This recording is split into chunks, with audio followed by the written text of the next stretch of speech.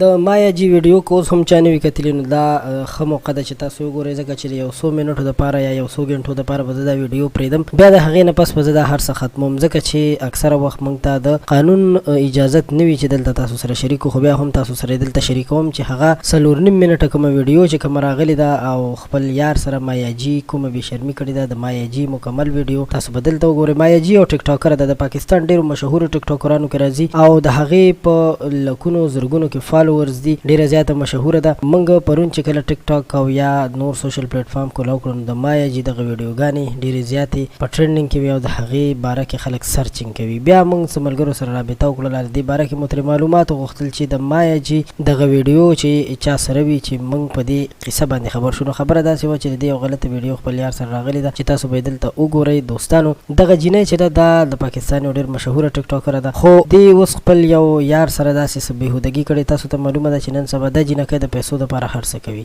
ځکه چې دوی د کوره راوتلي په همدې خیال او فکر وي چې موږ پیسې وګټو. په ټیک ټاک کې دوی د جسم نمایش کوي. مخکې به پخوا چې وي چکلې به چلېدلې جسم فروشي به هلته کېدله. نن سبا چې دی آنلاین چکلې جوړې شوي دي یو بل ته د جسم نمایش غواړئ چې تاسو سره دغه ویډیو شریکه کړم تاسو یې وګورئ نو په لاندې لومړي کمنټ کې چې مایا جی ورته لیکل شوی تاسو دغه ویډیو کتلی